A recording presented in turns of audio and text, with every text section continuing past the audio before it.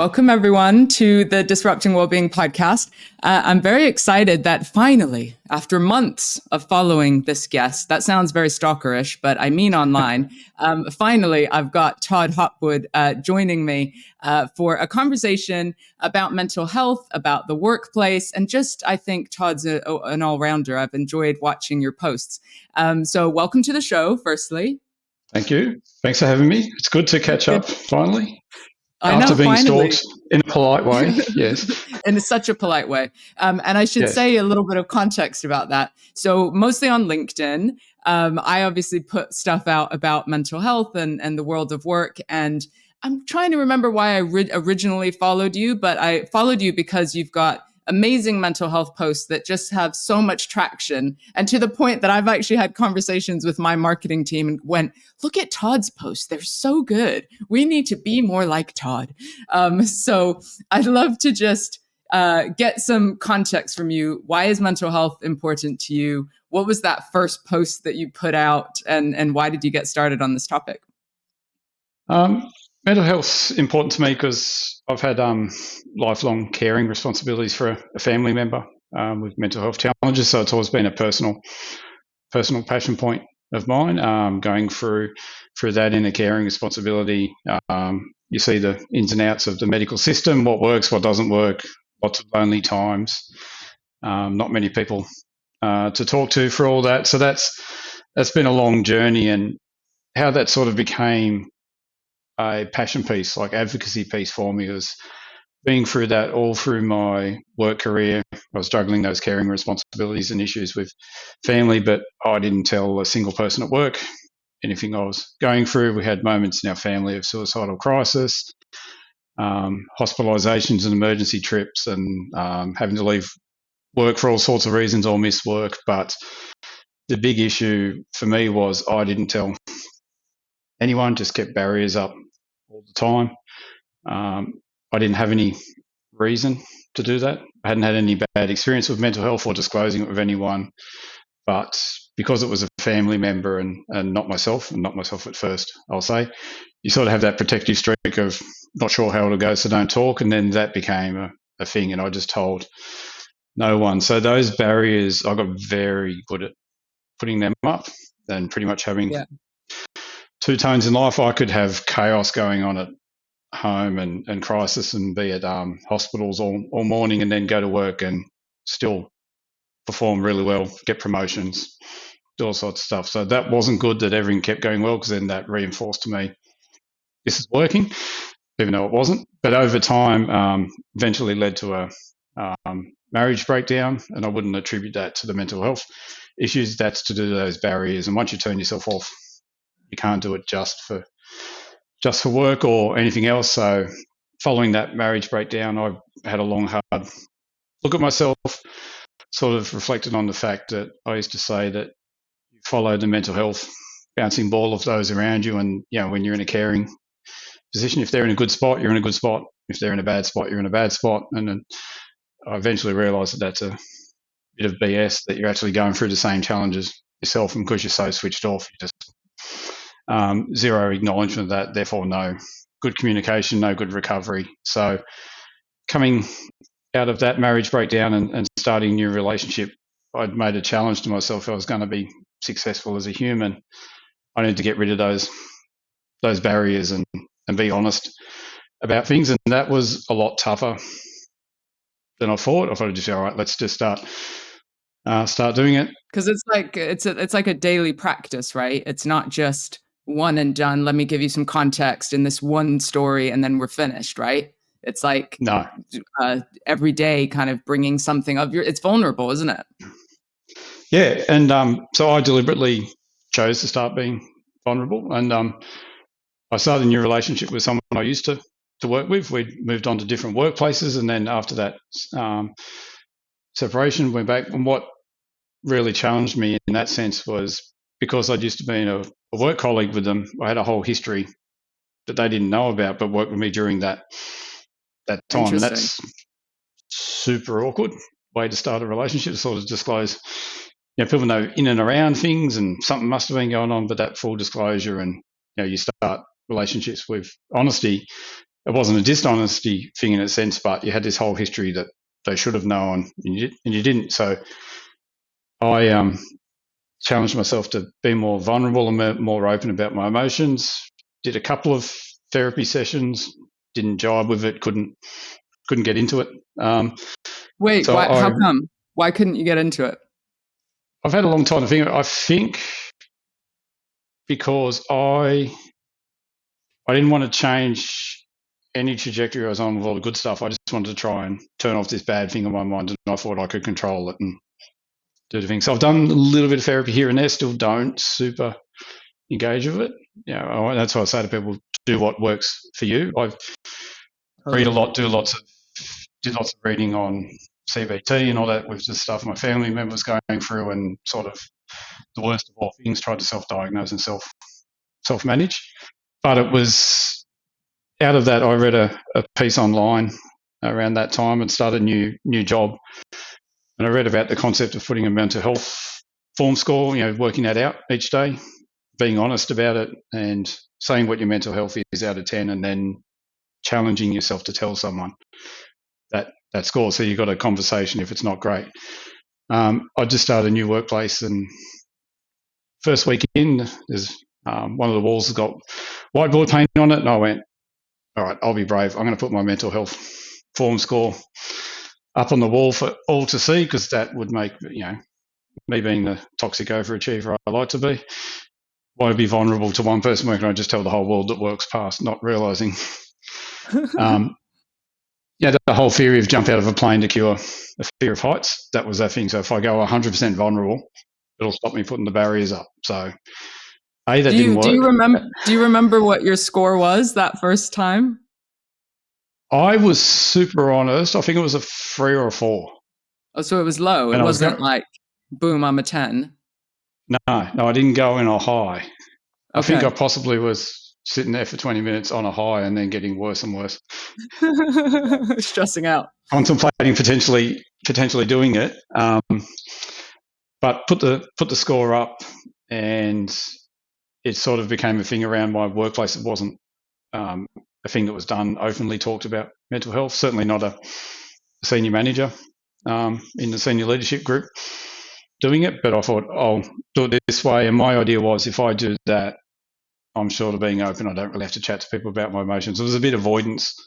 Well, but it sounds like meeting you where you were at. Like, this is what I can do. This is pushing me out of my comfort zone, but it's like in a way that I think might work for me. Right. But then, so what happened? Did people, and I really want to talk about you're a man, and in the sense of, you're caring for someone, and all of those years of holding back and not telling anyone anything. I wanted to understand like how you got to that point. But let's just zoom in on that first week of work. Yep. You put in a low score. Like, what happened? Like, did you explain to anyone what the score even meant, or what was the ripple effect?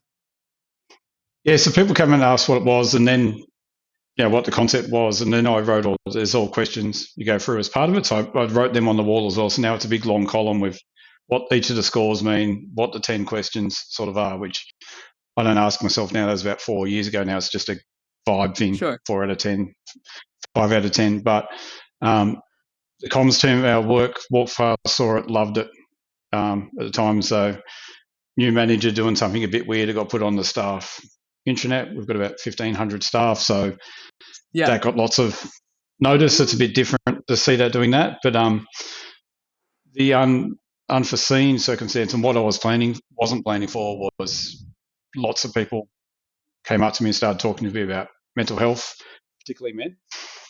From all around the organisation would come and have a chat to me and say, "Can I have a coffee? Let's go out. Can we have a chat?" sort of thing, and they would just shoot the breeze about what's going on in their world. I don't know if they expected me to solve anything, didn't try to, but just sort of talked about stuff I was going through and then just listen sort of thing. So in the first 6-9 months after that, probably 10 to 15 people that weren't in my work division or work area sort of heard about it, came and chatted to me. A couple of them weren't in really good spots at all, and got some help following on from that. So that sort of said to me that that's a good thing. to be vulnerable and try and help people. So that really inspired me on that side of things and helping that advocacy and be more outwardly open. But what a circumstance that I thought might happen hasn't eventuated. I thought it'd get easier to put the score up every day to become second nature. I'd put the barriers down. So I've been doing it for 5 years, close to, and I still dread putting up a 3 or a Do 4 out of you? 10 Yeah. because I do work with great people and they will come in, they'll set a score and go, what's wrong, what we can do and all that, which is everything you want in a workplace, all super supportive. Couldn't ask for anything better, but I still don't want to talk about it when I'm in a tough spot. That's not my nature. The barriers just come back. So I force them down. I force myself. I don't fudge the score. I'll always put the honest score, but I sort of do it with a bit of, I'm going to have to start talking about myself soon because someone's going to come in and ask how And I'm then going. So when someone asks you how you're going, are you able to like open up a little bit honestly, or does it depend on which day it is, how you're feeling? Like what's that bit like? no, there's a set return. I'll do the standard male thing. Yeah, I'm all right. There'll be a 4 You'll sitting on the still wall, do it. and I'll Yeah. still go, yeah. And I've put posts on this on the internet about it, asking that second question or the third question, or ask if you to get on with them, ask them to cut the bullshit, or you know, coming around at it again because the first answer is still, yeah, it's all right. That's a 4, but it's all good. It's just That'd be habit. my go-to. Yeah, just to go to, let's not have the conversation. But now I work hard on it. So if anyone just asks that little one, all right, I'll have the conversation. But the first instinct is always just, no, I'm all right. I've never had a score lower than 3 go up. 1 and 2s are sort of like crisis moments, but I'd still go, I'm okay. Even though I've just put up a score that clearly says on the wall the definition of like a 4 is extremely low mood, and I'll just go, yeah, that's all right. It's all right. So it Yeah. doesn't, yeah, it's a bit different. I thought that would change over time. This is one of the things I wanted to do was change those natural barriers going up. So I still get there, and it's easier to force myself to do it, but I haven't had to stop forcing myself. So I can do it without much anxiety or anything like that. But yeah, that expectation that vulnerability will make it easier the next time is, yeah, for me anyway, That's that that's hasn't that's interesting panned out. because I would say the opposites happen for me. Like the more I do it, the easier it's become, and almost like I'm desensitized a little bit to I'm having a shit day. Um, Yeah. uh, so that's interesting because what I love about you is that it's tough and yet you're still committed, and then you've seen this ripple effect like online, like you get hundreds and hundreds of comments and likes and people like loving your kind of disrupting the classic way of thinking about mental health. And that's what attracted me to your stuff was like, oh, you're so kind of real and practical and very aligned with how I talk about it. It's not just this perfect like we're all meditating on a mountain, right? It's like life's a bit messy and all over the place, and yet we still do the tough work to show up. And then for you as a Yeah. leader, it's just this really important leading by example piece, right? So in you doing it, other people are able to do it in their way, which is really powerful. I mean, did that bit surprise you? That you had this amazing ripple effect where people were suddenly open with you?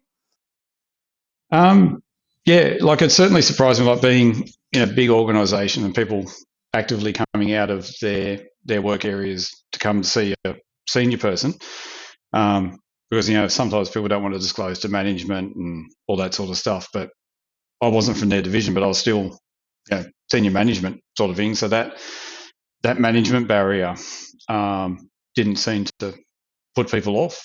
The fact that you're open and just talking about it, that's all that people needed to start a conversation. So yeah, it was surprising that yeah, it had traction so quick. Then obviously that was in person. Then I put up a post on LinkedIn about that just to try and, this is about 4 years ago, stretch myself a bit, going, all right, I think I probably had 100 connections, the standard little thing going on, and I went, oh, be extra open. I'll say I did this. This is a good thing. People should do this more. And because I didn't really have any connections or followers, they were just people I work in local government, so just local government hacks, and we talk about stuff on LinkedIn. So it wasn't aimed at influencing anyone. It was just a little another stretch for Yeah, me the next little to bit talk out of about your stuff. comfort zone. Yeah, and so then that got a bit of traction. So then I started here and there, probably only at first every couple of weeks I'd put up a post about something about a workplace. I started posting about what I didn't like in a workplace or an incident sort of thing, but always in a positive way. So possibly why you see my posts as raw. If I see, and I give myself plenty of material, if I make a mistake or balls up or don't do self-care well, a lot of my posts are just about how I want to be doing life, or if I see something in a workplace or someone tells me about something that I don't think is great for people's mental health or their self-care, I'll sort of can sit on it for a couple of weeks and ponder the idea and then go, what would the opposite of that look like? So I'll just sit there and type out what I think the positives will come from. So I sort of, it's weird, I base everything I write about on things I see go wrong or people damaging themselves or self-destructive habits, which I have sometimes, overworking, doing uni, doing all sorts of stuff. And then I'll sometimes do a You call post it that's out. nearly, I'm basically calling Yeah. myself out sometimes, angry cap emails to myself, but in a polite way on LinkedIn. So Yeah, it's, yeah. yeah, And you do always have like a what's the opposite? Like what's how do we do this in a way that's healthier or better, rather than only kind of calling out what's wrong. And I love yeah, that balance about what you do. And what strikes me is in lots of workplaces they have mental health ambassadors or champions or first aiders, like whatever they might call them. And I think there's sometimes something wrong with that approach because it's people who are putting themselves forward to do kind of what you're doing, which is like listen and be there, but not necessarily going first, right? yeah, And actually modeling how you do this, because that's where you get that organic attraction, because we trust people who are willing to do the work, right? And then we're able to, because we know that they get it. And so I think yeah. there's something about leading by example in these networks that is sometimes missing. I don't know. Have you seen just kind of those networks? Would you have a comment on that? Um, Definitely. So like at my workplace, when I started doing this, we didn't have mental health first aiders or a sort of any real programs. So we had standard wellbeing and work health safety, and obviously mental health was just a part sitting in that. Um, Sure. then I sort of came in, was a bit of a outlier, so we had no formal programs, and then there's a senior manager way out here doing Yeah, yeah, yeah. weird stuff, writing mental health scores and talking in senior leadership meetings about the impacts on introverts of certain practices and all that sort of stuff. So I was out there compared to what we were used to. And then since we've gone to that mental health first aid program, I was trained in that previously, so I've put my hand up for that. But no one has come to me as a mental health first aider. It's because of what they see. It's not saying Right. there's anything wrong with the mental health first aid, but they'll see the stuff I'm doing online, or I'll put some posts on the internet, or they see my score and just see that around. They'll come up and chat to you, sort of thing. So I think, like I said, it's just got to be a trust element. It's one of the things like I'm passionate about people talking up in workplaces, and particularly men and men in workplaces in social settings being more honest about their emotions, given that that was how I started in it. But it 100% comes from trust. You wouldn't stick and this is why I didn't do it personally. You don't know what the reaction is. So for a lot of men, and for me in particular, if I didn't know what the outcome was, that it's not worth the risk. It could be, we're not emotive beings, and I'm not, sort of thing. So we have emotions, but we suppress them. So if we don't know what the reaction is going to be, or someone might think less of me as a man or whatever, then not going to do it. So in the workplace, if you've got mental health first aiders, that's all right. That's someone they can go to. But if they don't know what the reaction will be post that, because invariably the mental health first aider will encourage them to go to their doctor or the EAP or their manager. So that's the first port of call. If you can't trust what the next step will be, you're probably not going to make that first step to that mental health first aid or And whatever also that program. you don't want to be outsourced to a doctor. Like if you've built up the courage to talk to this person, and I'm not saying that's not a good path for some people and they might not need that help, but you might just need connection and to be seen and valued, and for somebody not to panic and freak out and be like, call the doctor, right? It's like, oh, this is a normal human experience often, right? And so being able to sit in that place, because that's what it sounds like you've been doing with people, and I'm sure you signpost where necessary, but it's just listening and giving time. Oh yeah, it's just 100% that. Like I've seen some programs where people bring mental health first aid in, and there's some literature around it for when you're in crisis. We have the mental health first aids, but that's probably too late if you're What trying to happens be a good before? workplace and all that. So yeah, just language. Like I doubt those workplaces want you to wait till crisis, but some of the things we talk about and all that. So the way we define programs are a bit too linear, and often they're at the back end of the process when you've got to be organic up the front. You can't define the front. You can't give people scripts. You don't know what they're going to get. That's where the art of taking a corporate program out into meeting people wherever they're at, which could be anywhere, any particular problem, no definitions. You're 100% not going to know the answers, and you don't need to know the answers. You just got to go listen. Right. But Yes. programs Create are built space. around some sort of outcome, like I'll Action. take you from here to there or to whatever, not just playing in the grey space up the front end. I love that you're saying this. Yeah, I call it the messy middle. Like this is where most of human life happens, right? It's not in the Yeah, before or the after. It's like, how do we navigate? Like you said, the day after I've been in a hospital appointment with someone I'm caring for, or the day after I've had a divorce, or whatever it might yeah. be, right? How do we just have empathy and support each other? I want to pick your brain on men's mental health because this is what you're talking about for your own journey and for others, because I really want people to hear how we can be the best allies and supporters for men's mental health. Talk me through, like, so well before all this stuff happened to you, I can make assumptions about your early conditioning. What were your expectations? Like, was mental health ever talked about when you were growing up? Like, what was that? Just give us a snapshot of young Todd and this type of topic, or navigating emotions. We'll start with mental health. Like I can't recall talking about it as a child at all. Yeah. Like never came up as a topic. Um, that's both good and bad. Good, I didn't have any real impacts in family. No one's really negative impacted, so didn't get the first-hand experience. But no one talked about it at school. No one talked about it in my circle. So I was a bit blind to it. So then growing up, was never good expressing emotions in the family. My parents divorced when I was pretty standard, so early teens.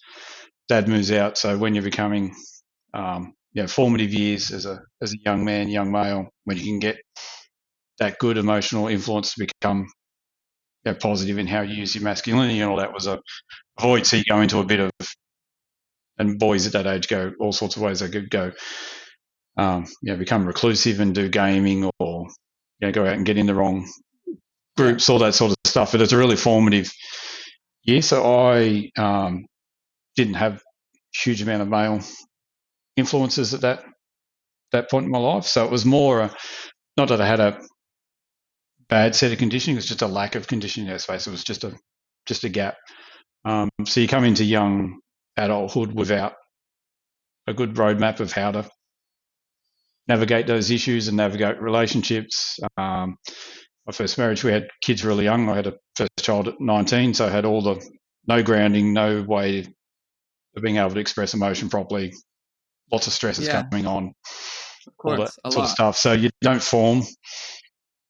To me, the way I said in my thing, didn't form a good base of how to handle any emotional situation. And it wasn't until 18, 20 years of marriage and that falls apart, I then drew a line and said, all right, I'm going to do that now, sort of thing, So which you would have could been see super that that ideal was part of way the back there. problem. Yeah. Yeah. Oh, yeah. You. Yeah. Yeah. Go ahead. Just didn't have a model for processing emotion. It was just bottle it. It'll bust out somewhere. Like, no matter what emotion you're suppressing, if it's, heartbreak, it's happiness, sadness. If you try to suppress anything, it'll stay down for a little while and it'll find a way out. So that was my emotional How regulation for would it 15 how years. would it bust how would it bust out for you? Probably the most common way was just completely shutting down. So just literally shut the world out. I could go for an all-day bushwalk. I could, happily foresee going to a cabin for 2 weeks and speaking to no one. That'd be, in that sort of area, that would have been lovely. Which sounds like that could either be healthy or it could be a real risk factor. If we think about because male you're suicide, leaning into the wrong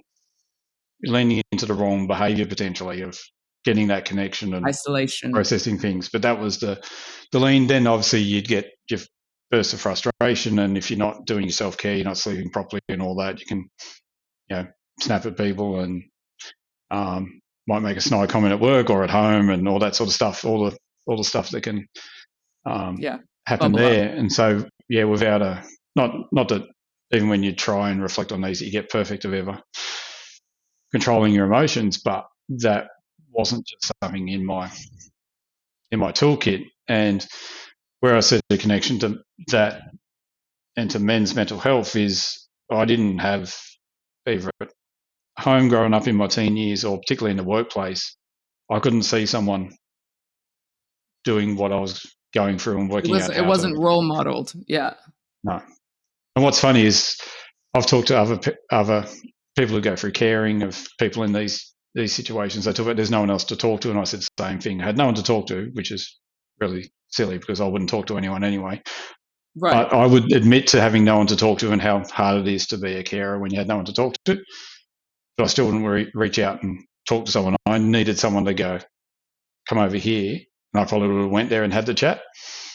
That's why it became a passion for me to be that person now. Yeah. Was it just your habit to and I think partly it was to just suppress the feelings, or was it because you didn't think your problems were important enough, or you didn't trust that people could hold them, or a combination? Or have I missed something? No, I think it's definitely a combination. So it was habit, like a build up over time. Definitely like trust. I had a lot of trust issues for no real reason. It was terms of, I sort of approach trust, and some people are really trusting up front, which is good. I'm sort of like, once you've had a chance to not do me well, then I'll trust you, sort of stuff. So I sort of come from that sort of upbringing anyway. But that combination of that natural hesitancy, put up the barriers, and then a lack of trusted pathway to follow just meant that it was easier and safe for me to sit behind the barriers, even though all that damage is happening. And at the time, like I reflect back now, and you can see the classic conditions of some generalized anxiety and some minor depressive disorders through that. And like I said, I used to tell myself I'm just mirroring what I'm going through at home and all that sort of stuff, rather than, you genuinely are being impacted. Because I would attribute everything that was upsetting me inside or making me upset or making me anxious to the combination of these caring responsibilities with the combination of work. That was it. They were the only two things that could make me feel bad. Not that I could be having emotions that I haven't processed, or stress or overwork or all that sort of stuff. Never came into my matrix as to why I felt anyway on any given day. There's only two things that would impact, was work or caring, and trying to make both work, which is only small, big pieces, but that's not the whole pie of all the things. It's almost compartmentalizing to make sense of it and just keep moving forward, rather than giving yourself space to feel and being there for others, I guess. In hindsight, because it sounds like you needed to go through your own crisis of the relationship breakdown and a few things to wake yourself up to like, oh, there's something I need to do differently. But I'm curious if in hindsight, you think anyone could have done something different to support you, like to ask different questions or to help you feel safe, or I don't know. Was there anything anyone could have done to support? I'm big now on the different types of conversations, particularly to men.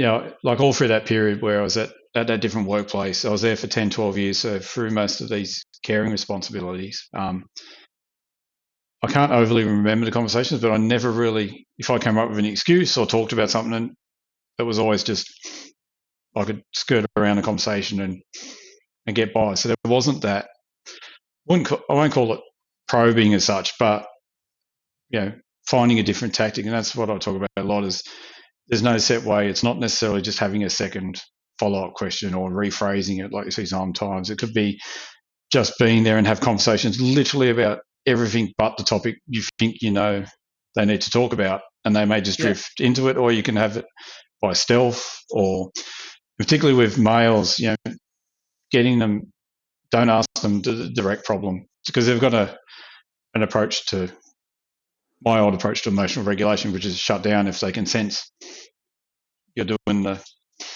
good stuff and you're leaning in and trying to heal them, they'll back down the rabbit hole. So finding that different ways to, So I'm really big on, and it's not all males, we shouldn't stereotype everyone the same way, but with men, if you can have the conversation without looking at them, so sitting side by side or playing golf or doing a thing where it's not you're directly focusing, therefore they have to show their vulnerability and actually show it and see it. So if they can do it without you spotlighting on it, that can help.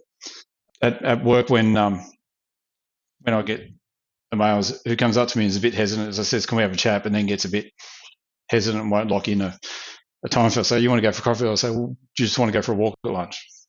Sort of stuff. And the side by side walk, and don't talk about anything in particular for 20 minutes, and then something might pop out, it might not, but you're building trust still. Yeah. But that sit down over a cuppa and eye to eye. Yeah. Interesting. Okay. And I see this in, I have a son, and I've had partners, and, there is that, I completely resonate with that, building trust slowly and creating safety. And I want to talk particularly about relationships. And again, I think you can have high level view on it, or it could be personal, whatever. But I see a lot that women want their men to be vulnerable. They're like, please share your stuff. I need this stuff. Like, bring down your barriers, whatever version of that we say to our men, right? Yeah. And of course, I'm talking about straight heterosexual relationships, but there will be other types as well, right? But we desperately want our men to open up. And then we are conditioned by the patriarchy just as much as men are, right? About what men, their role in these sorts of things. And so sometimes we say be vulnerable, and then a man is vulnerable. So they're like brave enough. And to use your example, like, it takes a lot, right? To be like, this is a bit of me. And then I think women sometimes, again, not a generalization, but, this is anecdotal what I see. We can just have one little look in our face or our eyes that makes us go like, ooh, and it might be so subtle. And a man is testing, right? Like, to see if we can hold, and if we're actually okay to hold some of what they're bringing without also trying to fix it or dismissing it or saying a version of man up without actually saying it. So I'm curious, how can women in your mind, or the partner, help, right? Or do the thing when you guys are being really brave and challenging your conditioning? I think it's men we're really susceptible to the stereotypes and the language. So for me in particular, if you heard language like, the stereotype language, open up, be more honest with me, or anything like that, again, it comes down to that negative versus positive thing. If you hear the negative words, oh, you're not opening up, or, so if it's sort of a criticism, lead us by the hand, or what's it, lead someone by the elbow, sort of gently guide us towards it without actually telling us what we're going to. So sometimes it feels like, this is what I need you to do. I need you to come there. That's sometimes super tough to do, and probably not. A few times it goes around again that you don't have to say what you want from someone to get it from them. Like questions like, how did that make you feel? Rather than, tell me about your emotions, or can you, more really direct ways like that will get a barrier up. But if you can find a way to get the conversation and steer it on third or fourth question to that's more likely to get the response. And again, a bit generalized in the sense that it's a bit of a stereotype, but someone who, we are talking about, if someone's got those natural barriers, not all men do, that if you're too upfront, then the barriers go up, and then how do you get them? So it becomes a domino effect. So if you live with someone, male or female, or kids or your parents who've got those barriers is, all right, how do I safely navigate behind the barrier without talking about the topic, and then bring the topic in slow enough that it doesn't go back up. So that's that genuine, and we've gone back to the word before, that trust, bringing them into that different type of conversation, but in a trusting way. So, knowing those people next to it, who live with us, and it's super hard because they're never going to tell you what the issue is, but what their fear is, being honest Yeah. about that. Or it could be, with me, it could be 100% just not knowing what to say. Like, I still get that in the last couple of months with my lovely new wife. I'll sometimes sit there and we'll have a conversation about something that's quite difficult or an emotional sort of event, and then she'll reflect on like 30 seconds. I've just sat there and I haven't said nothing. And I'm not thinking, I'm just, without realizing it, I've just gone, yeah, shut down. And then, because I work on it, I'll call, I go, all right, yep, and I'll lean back into it. But if I wasn't choosing to work on it, then that's disconnected, and you won't get that conversation back. Yeah. But I still drift like that if I'm not quite sure what the appropriate response is and I can't work it out. Just, I'll put my learner plates on, still learning the emotional diagnosis and all that sort of stuff, and how to respond appropriately to someone being emotional in front of you. That can lead you to just, all right, I'll bail out. You're still there, but if you've ever been in those conversations, the person's in those moments, not there it's anymore. not like, in those moments, it's not even like you're withholding, like, oh, I've got something to say, but I'm not saying it. It's like avoidance, like the habit of shutdown just occurs. Yeah. And so should the partner let it go in that moment and then circle back? Or is it better to help create that safety so that you can come back in the moment?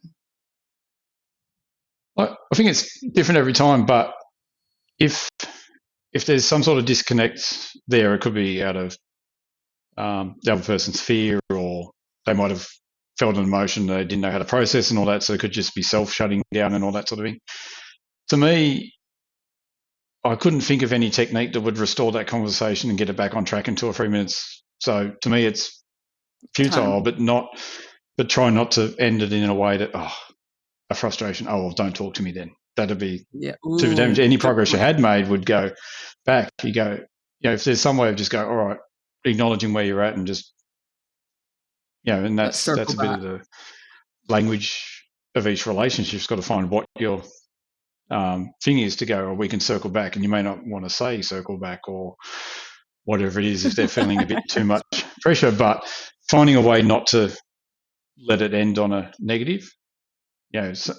And that's the big thing I push on now, is trying to find the positive in each way. It's super hard for me. My upbringing, the one thing I'd probably remember from my upbringing is, and I work on it all the time and chat to my wife about it all the time. 100%, I don't do this at work at all, but at home, and in family contexts, if something goes wrong, it's like, all right, analyze, how did that go? What broke? What's not right? Rather than working out how you feel and all that. It's 100%. What was the problem? Who did the wrong thing? Let's make sure they know that and they don't do it again. So I can 100% not even get that inclination at work. Doesn't even exist. If there's a problem, right, let's work together and all that. But family-wise, that's something from my upbringing that's in there, that not necessarily, to put people down, but it's 100%. You've got to find, all right, what went wrong? Why did that happen?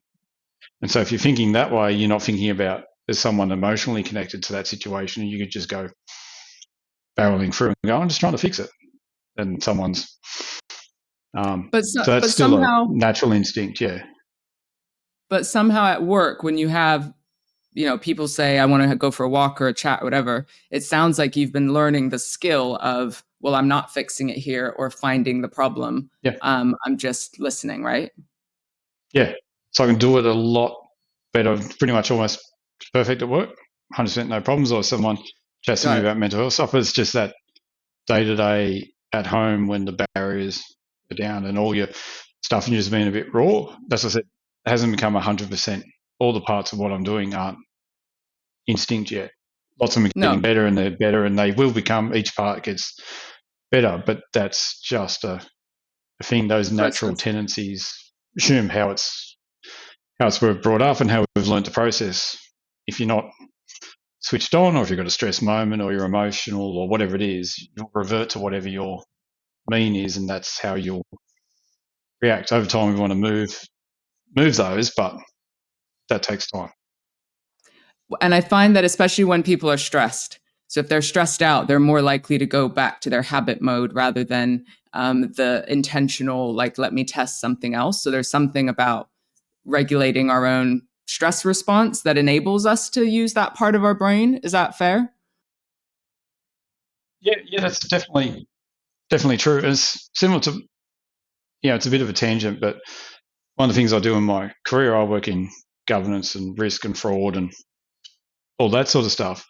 And one of the things we say about, everyone's got to go through when you're in a big organisation, your code of conduct training and all this sort of stuff, and you tick boxes.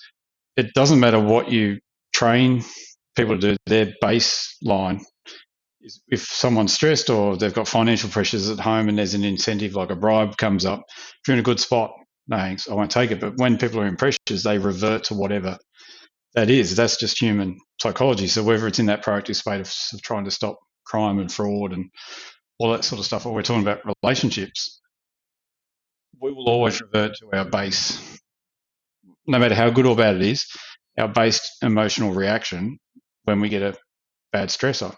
So that could be in a relationship sense or whatever it is. So working out how to, almost sounding like psychology 101, how to avoid the stresses or, choose your reaction to it sort of stuff. But that's not something like, there's a lot of stuff around now, and I've talked about it myself sometimes, and I sort of check myself not to do it to, avoid the stress, do your wellbeing, get outside, do your 20 minutes. But, shit just happens sometimes. How are you in that space and playing in that? That's okay. But, that, like you said, that messy grey area sort of thing of life, that's probably where we're going to spend 80% of our time, Yeah, working out totally. how to make good decisions for ourselves, or not bad decisions. That's probably a good outcome when you're stressed.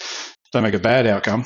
How do you do Yeah, that in that thing? Because when it's all hitting the fan, or like the last 6 weeks, I've had uni exams, been covering a couple of jobs at work and doing all that sort of stuff, and the self-care just goes sure. out the Out the window. window. And you can only do that for a certain amount of time. So I'm in the uni break now, so self-care will come back, but that's not the test. The test will be in 4 to 6 weeks. You start the next subject, do revert in the bag habit, and then each semester will. So that's something that I'm trying to focus on now, because I'll overwork myself all the time. I'll do too many hours. I'll do too many subjects at uni and just keep going. And it's something I spoke to a colleague about this morning, that I said, I'm doing 2 subjects at a time at night while working, and I'll pull back to one when it gets too much. But I know I don't want to pull back when it's already too late. So how do you pull back before you know it's too? And that's And just again, that's not the smartest. Yeah, to me, it's not strategy. the smartest practice, because I know I'm doing too much, but I'm trying to get away with it. So I know I wouldn't give anyone else the advice of what I'm doing, because I'm trying to see how long I can do it before I Until stop, before life it becomes impactful. So it's, punches you in the yeah, face. Yeah. bad advice to myself, but Hey, but that's the reality of the messy middle, is like we do a bit of this, right? As we figure it out. yeah. I have 2 more key questions before we close. I feel like I could talk to you all day. One is because I think many people will relate to being a carer for someone else, whether it's immediate family or whether it's a friend or a colleague that comes to them a lot, And there's that analogy, isn't there, about putting your own oxygen mask on first before helping someone else. And Yep. personally, thinking about the messy middle, I think that analogy is flawed, especially when it's our close people. I'm like, some man made that up, because I'm like, like a parent or a woman. Like, I'm like, I can't. What you would do is you would put both oxygen masks on at the same time. Like, and I don't Yep. know how else to say it. And it's not a popular opinion, but I'm curious because of your experience. Like, is that the perfect way, like, that we should be striving for? Like, always put your own oxygen mask on first. What do you think? No, I'm not a. Oh, in some aspects, I'm okay with the concept, but in that close caring, or if someone's in a crisis, moments, your stress, and might sound bad to say this, but your stress against someone in genuine crisis, they need the mask first. You can't do it long term. So over a year or a couple of months, yes, your mask's got to go on first and your long term plan, but you still got to do a bit of a risk assessment for those who are caring for people in genuine crisis or real medical emergencies. You've got to pick and choose when, to me, when your mask goes on first. It never is delayed too long, but sometimes you have to prioritize that. So having a plan. So I would more say you don't have to put your own mask on first, but you've got to know on any given day when you're getting the mask.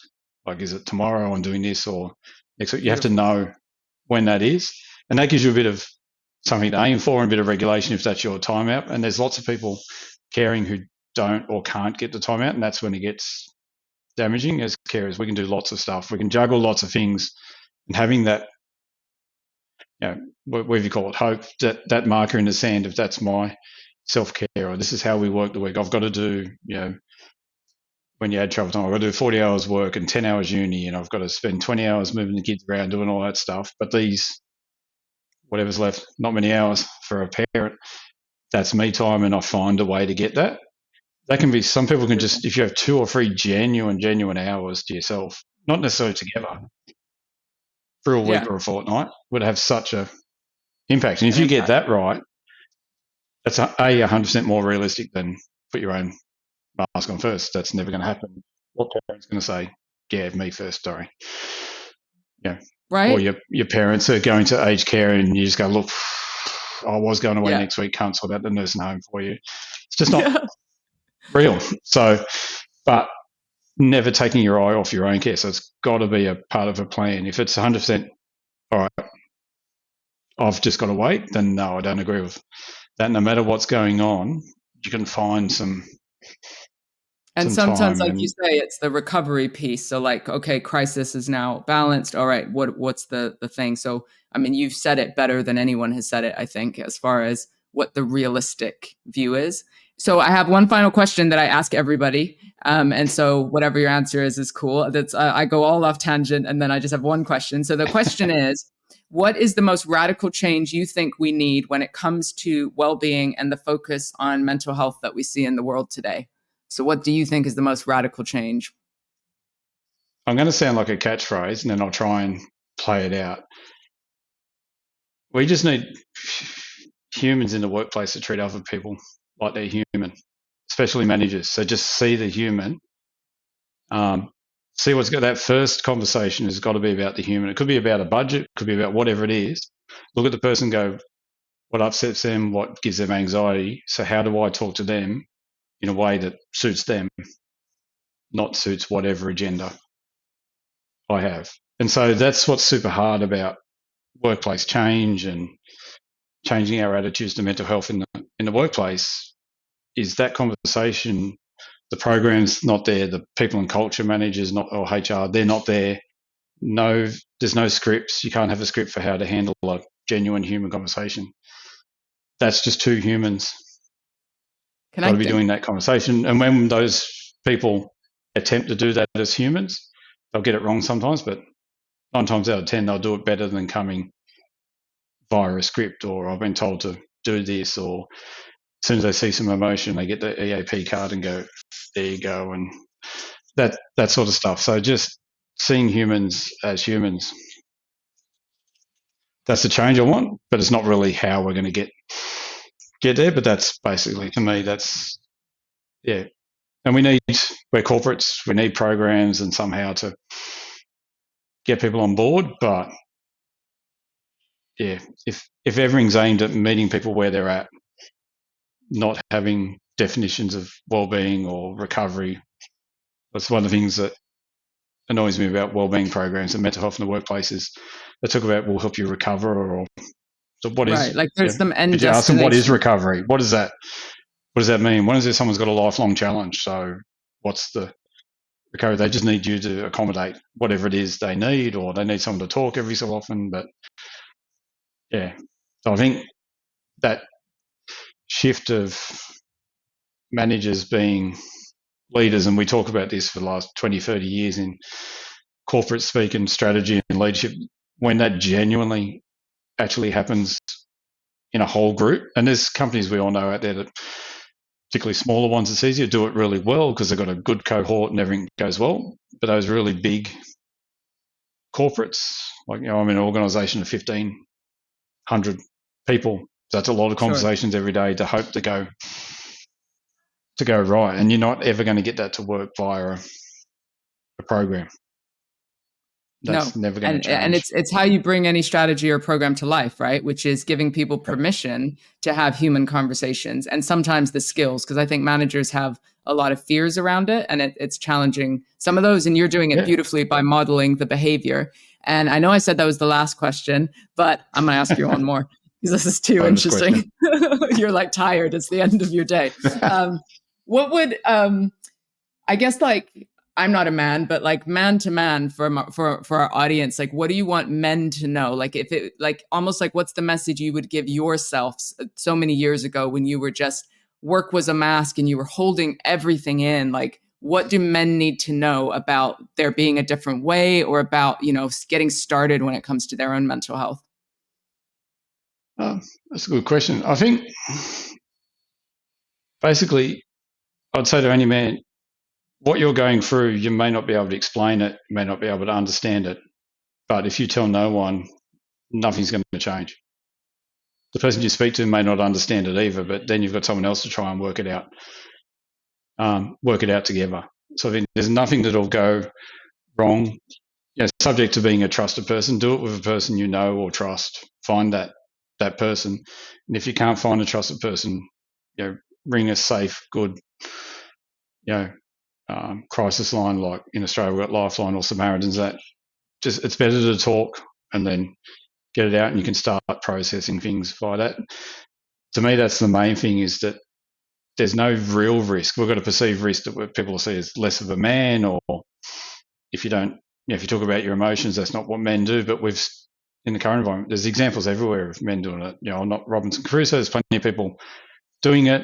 So there's plenty of role models there, but there's still so many men who don't do it. And it wouldn't be just men, it's all in things. You see great role models, great examples, and we still don't do it. To me, it's something that I wasn't good at, and that's probably why I was the way I was, is take a chance on trusting someone. Don't be that one, wait for them to prove it, because they can't prove it until you reach out to them. It's a double-edged sword. So just take a chance and reach out and speak to someone.